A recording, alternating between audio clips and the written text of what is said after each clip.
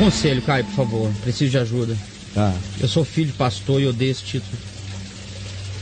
Há 2 anos me casei e saí da casa dos meus pais. Minha esposa era de outra igreja e nunca se adaptou à minha e principalmente a tudo que veio com esse título de nora do pastor. Enfim, meus olhos foram se abrindo e ao acompanhar suas palavras e conselhos, Caio, eu passei a não ser tão frequente e não aceitar esse legalismo e religiosidade da igreja que cresci. Depois que eu comecei a te ouvir, né?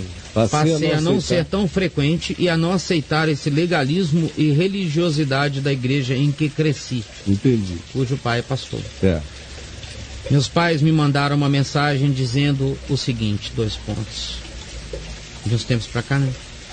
Em Hebreus diz que não deixemos de ir à igreja, que Jesus dizia em toda a cidade. Não deixemos de congregar. É. Viu? Carta dos pais. Não deixemos de igreja, porque seria uma contradição do ensino de Jesus sobre igreja. Igreja sou eu, igreja é ele, igreja é gente. Então não deixemos de congregar. Igreja é um lugar impossível da gente visitar. Igreja só é uma coisa possível da gente ser. Sou igreja porque eu sou discípulo. Todo discípulo é igreja. Toda igreja é de discípulos. Portanto, a igreja só pode ser um fenômeno humano que começa com a existencialidade pessoal e se transforma num fenômeno coletivo quando esse povo se congrega para se encontrar. Então, essa congregação é uma congregação dos do caminho, como Paulo dizia em Atos, e a essa congregação e a essa comunhão e a esse tipo de compromisso que uns têm uns com os outros, Paulo chamava de a igreja que se reúne na tua casa ou em algum lugar, mas o prédio não era igreja. Igreja nunca foi nada além de gente no Novo Testamento. Então, o mandamento de Hebreus, no capítulo 10, é não deixemos de congregar-nos, como é costume de alguns, tanto mais quanto vejamos que o dia final se aproxima. E a razão é porque a única maneira que eles tinham de receber a informação do Evangelho era na congregação. Não tinha livro para ler, não tinha Novo Testamento para ler, não tinha Evangelho para ler, não tinha carta de Paulo para ler, não tinha nada para ler, não tinha Vem Ver TV chegando na casa do cara ensinando o Evangelho todo dia. Não tinha nada disso. Ou ele ia para um lugar aprender, portanto ele tinha que se congregar, ou ele não ia crescer, porque a informação estava limitada ao encontro humano. Agora, depois que você começou a ter acesso à leitura, vem para a tua mão o texto, tudo vai ficando na mão da gente, a congregação deixa de ser necessária? Não. Ela continua a ser necessária, mas ela não tem mais aquela fundamentalidade do Novo Testamento que se baseava no fato de que era no congregar que o indivíduo recebia toda a informação que ele precisava, porque ele não tinha como sozinho saber mais. Ele não tinha sido testemunha dos fatos, ele não tinha andado com Jesus, ele não tinha andado com os apóstolos, era um pagão reunido em algum lugar com alguns cristãos. Então o escritor de Hebreus diz: olha, não deixe de se reunir, porque isso aquece a fé, aquece o compromisso, aquece a comunhão. Isso vai fazer bem para vocês e cresce a consciência da informação. Se tivesse um livro chamado Novo Testamento naqueles dias, ele diria: não deixe de ler o Novo Testamento de carreirinha. Ele diria: todo dia, leia de carreirinha. E quando reunir-se com os irmãos, reúnam-se para aprofundar essa percepção que cada um de vocês está tendo. É só isso. Não tem nenhum dogma, não tem nada além disso. Não é um mandamento de salvação, é uma pedagogia de terapia para o ser. Crente não sabe fazer diferença entre essencialidades, fundamentalidades, importância e algum significado.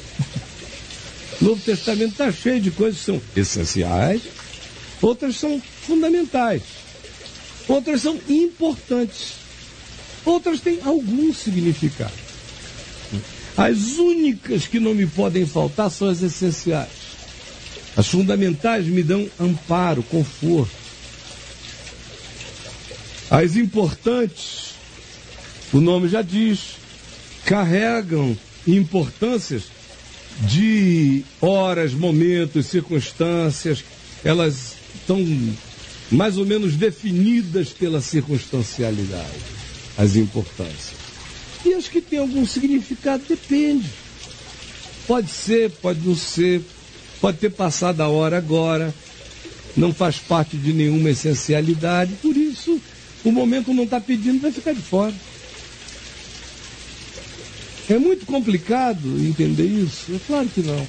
Quem fizer aqui comigo a sequência do exclusivo no Jesus, a chave hermenêutica, que vai começar logo, vai entender isso muito melhor, a fazer essas diferenciações. Compreender a Escritura à luz do que Jesus chama de essencial, do que Jesus chama de fundamental, do que Jesus chama de importante e do que Jesus diz, bom será. Mas não diz que é essência de nada. Certo, gente boa? Prossiga. Aí outra frase do Pai. Que Jesus dizia em toda a cidade que chegava que deveriam ir ao templo. Não, Jesus, primeiro porque o templo ficava em Jerusalém. E judeu só ia ao templo uma vez no ano. Não dava para ir, era caro, era distante, não tinha carro, não tinha ônibus, era mula para quem era rico, para quem não era, era a pé. Era um perrengue ao templo. Não, Jesus o tempo todo, ontem, se ele assistiu o programa de ontem, ele viu o que eu falei aqui anteontem também, sobre a destemplificação do processo espiritual. Então é o oposto do que o pai dele está ensinando. Primeiro, nunca disse isso. Segundo, não é assim. O pai dele está errado no que ele cita, que não está na Escritura, e no que ele ensina, que não é evangelho.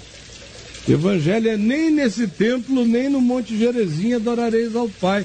Pai é Espírito, importa que seus adoradores o adorem em Espírito e em verdade. Entra no teu quarto. Teu pai está querendo te pegar e te levar para lá, ao invés de chegar e te dar uma gravata e dizer, olha, enquanto eu mandar aqui, você vai porque eu quero. E fica tentando trazer argumento bíblico, que é uma coisa patética o que o coitadinho está fazendo. Mas vamos lá. Que eu estou me afastando dos caminhos do Senhor, caindo no laço do passarinheiro. Que eu estou seduzido. Não sabem o que fizeram de errado. Onde foi que eu errei? Meu filho está na igreja. Papai, o senhor acertou em tudo, acertou tanto que eu me converti. Perguntaram se eu vou esperar me lascar para retomar o rumo, retornar ao rumo. Se lascar o quê? Seguindo a Jesus, obedecendo o Evangelho, sendo amoroso, misericordioso, mais sincero, mais leal, mais amigo, mais com o próximo, mais compassivo. O Evangelho que eu ensino é isso aqui, que Jesus me ensinou a ensinar, é isso aqui. Se for isso que você está abraçando, ele está esperando que você se lasque por estar sendo discípulo. Pegue os meus 4 livros Caminho do Discípulo, leia todos. Todos, para você virar um discípulo mesmo. E abençoar esse paizinho, essa mãezinha, tudo isso. Vai chegar uma hora que eles vão dizer, meu filho, a gente que estava lascado e não sabia. Mas vai com calma, vai com amor, vai com beijinho, vai com paciência. É o seu paizinho, é só o que ele sabe, é a sua mãe, é o que ela pensa que ele sabe. E estão ensinando errado, mas é pânico dele, ele foi criado nisso. Disseram para ele que fora da Caixa Econômica Pentecostal não tem salvação. Tem até um negócio no meu mural que eu pensei até que iam baixar, porque eu postei lá, mas como não costumam baixar foto, eles não baixaram para mim, era o que eu ia mostrar. Agora mesmo a gente brincou ontem aqui sobre a Caixa Econômica Pentecostal. Já encontraram a igreja? Já encontraram a igreja, acharam, me mandaram hoje cedo. Olha aí, Caião, você estava certo, tá forte. Olha aí, Caixa Econômica Pentecostal. Vem para a Caixa, isso aí, é a Caixa. Vem para a Caixa você também. Tudo que crente faz é chamar para a caixa, porque Deus mora na caixa, Ele é o Senhor da caixa, fora da caixa não há salvação, e na caixa tudo é assim. Nada pode, por isso é econômica, não é? Economicíssima. Né, nessa caixa. E tem que fazer depósitos periódicos. Periódicos de no mínimo 10%. Então ele foi ensinado na Caixa Econômica Pentecostal, coitado. Para ele, o que disseram desde pequenininho, olha, Deus mora na Caixa Econômica Pentecostal. É isso aí. Fora da Caixa Econômica não há salvação. Igreja é aquilo ali, meu filho. Igreja tem que ter um cara de terno, tem que ter no mínimo 2, 3 presbíteros ou diáconos, e igreja tem que ter obreiro, e igreja tem que ter um monte de gente trabalhando na direção de fazer a Caixa Econômica Pentecostal multiplicar as suas agências divinas. Isso é igreja. Quem não estiver trabalhando nessa direção está contra Deus, se desigrejou, está perdido e vai para o inferno. Isso. Ensinaram isso pro coitadinho. Sem a minha casa, minha vida. Né? Minha casa, minha vida. Né? É isso aí. O cara que sai da Caixa Econômica Pentecostal vira caixa eletrônica, jogado pela rua fora. Fica assistindo esse papo de graça. Fica a caixa, banco 24 horas. Fica vindo aí 24 horas, 3 canais no ar. Aí não dá. Fica ouvindo esse evangelho o dia inteiro, mas não está frequentando a Caixa Econômica Pentecostal. Virou caixa eletrônica. E ensinaram para ele. Então tenha misericórdia. Tenha carinho. E quando você encontrar uma congregação onde vale a pena congregar, congregue-se. E congregação é boa quando é boa, né? Quando é bom, é bom. Quando a congregação não é boa, não faz bem.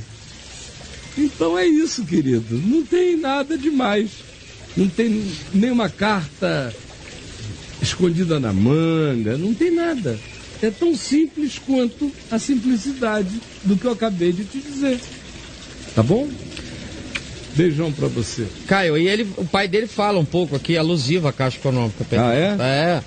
Fala assim, eles têm dúvida de como seus netos serão criados fora da Caixa Econômica. Porque se dentro da igreja é difícil, fora dela é impossível. Que a igreja é o lugar mais seguro da terra. Sim. E finalmente... A igreja que ele fala, de novo, eu repito, é o prédio. É a instituição, é só isso. Eu também acho que a igreja é o lugar mais seguro da terra. Caio? Poxa, um lugar onde o pai é a igreja, a mãe é a igreja, e os filhinhos são igrejinhas. E todo mundo se ama, se trata bem, se protege, dialoga, se admoesta em amor, se cuida com serenidade, não perseguem uns aos outros, mas tentam compreender, nunca fogem com a verdade, mas sempre a falam com amor, não espancam, disciplinam com moderação, mostram o caminho, dão o exemplo, vivem como modelo daquilo que gostariam que os filhos fossem. Meu Deus, essa igreja, pastoreada por esse pai, por essa mãe, vai ser sempre o lugar mais seguro da terra. Eu acredito que para os meus filhos o lugar mais seguro da terra é a igreja. Essa igreja que eu sou com eles, que a minha mulher é com eles, que nós somos uns com os outros, é o lugar mais seguro da terra. É onde o pecado é tratado com sinceridade, é onde o equívoco é corrigido com amor, é onde a rebeldia ou a revolta ou a imaturidade deles é esperada com paciência, eles sempre caem em si, voltam com todo carinho e nos agradecem e nos amam cada vez mais pela sabedoria das proteções que o Evangelho em nós vai estendendo a eles. Eu também acredito que a igreja é o lugar mais seguro da terra, quando a igreja é o que o Novo Testamento chama e diz que igreja deve ser. E aí? Aí ele fala, e finalmente que eu estou renegando meu sangue. Aí ele pergunta, né? Ele pede, por favor, Caio. Sangue, né? Tá renegando meu sangue. É um negócio assim, é um vínculo do DNA. Você tinha que ser a dinastia do papai, o pastor daquele lugar, para virar um filho frustrado. Todos esses filhos que carregam o DNA da dinastia ministerial local, quando não viram uns diabos, você veja aí a geração desses líderes denominacionais que conseguiram emplacar os filhos na sequência vitalícia, do domínio e do império religioso deles, quando o filho não se torna um calhorda tão ruim quanto o pai, e às vezes até pior, ele vira um cara fraco, competindo com a imagem de um bandido carismático que ele não sabe como alcança, ou quando não seja um bandido carismático, tentando ser um indivíduo que ele não foi feito para ser e sofrendo angústias, frustrações imensas, como eu conheço para todo lado. E não é expressão, não. Eu poderia sair nomeando. De todos esses aí que têm nomes grandes e criaram dinastias, que foram embora e deixaram filhos no lugar, não tem um feliz. Só gente infeliz, gente deprimida, gente angustiada, as mulheres deles infelizes, todo mundo desconstruído, tendo que ser o que não foi feito para ser, assumindo compromissos com dons que nunca tiveram e tentando incorporar realidades que não tem nada a ver com eles e, portanto, são apenas projeções, hologramas, personas públicas e nunca carregam uma identidade pessoal e nem a felicidade de serem somente quem são, porque tiveram que honrar o sangue. Primeira coisa que eu acabei na minha família foi com esse negócio de ter que ter filho honrando o que eu fiz a vida inteira, porque eu nunca acreditei nisso. Nunca acreditei nisso. Olha só, Tiago, irmão de Jesus, se tornou uma figura importante na igreja de Jerusalém, porque depois de convertido, se dedicou, foi reconhecido e foi respeitado. Mas Jesus não chamou nenhum irmão dele e disse, olha, na minha ausência, Tiago e Judas responderão porque é uma questão de DNA. Não que o meu tem uma participação do Pai que está no céu, mas o de Maria é muito bom. Não tem nada disso. Não tem Pedro deixando Pedrinho. Não tem ninguém, ao contrário. Todo mundo deixou, foi mulher, filhos, um monte de coisa e foi embora. Sem saber para onde ia. Voltavam de vez em quando. E não houve uma única indicação de sucessão consanguínea no Novo Testamento. Porque o que nos une no Evangelho é só o laço do DNA do Cordeiro, meu amigo. Não negocie a sua alminha e tente ser feliz, seguindo o Evangelho com pureza e seja misericordioso com seu pai, com sua mãe, porque eles não vão entender tão cedo o que está acontecendo. E é exatamente a aflição dele, para encerrar o caso dele, é esse. Caio, como falar com eles que eu estou saindo dessa? Eu sugiro a ele que não fale. Que ele apenas viva. Que ele apenas viva. E que ele tenha compaixão de... E essa pressão que o cara fica fazendo? Então? Essa pressão é proporcional à importância que ele dê a ela. Aí. Se ele a tornar desimportante e ao mesmo tempo tornar o pai e a mãe importantes para o carinho, para o trato, para o amor dele, já começa a haver um constrangimento quanto a trazer essa coerção sobre a existência dele. Já vai ficando uma coisa tão patética, tão desnecessária. Você vai coagir um ente amoroso, misericordioso, prestativo, amigo, gentil, solidário?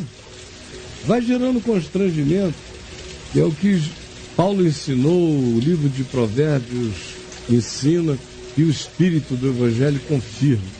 Se o teu inimigo tiver fome, dá-lhe de comer.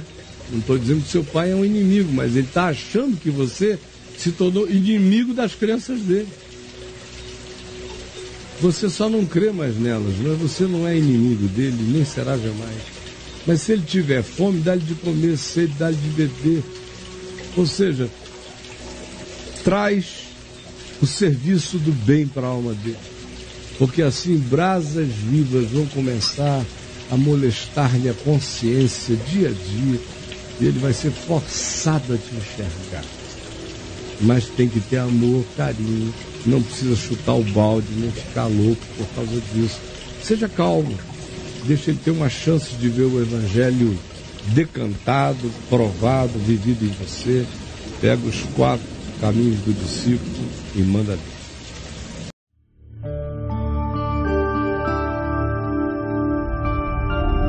VNVTV, o canal é você.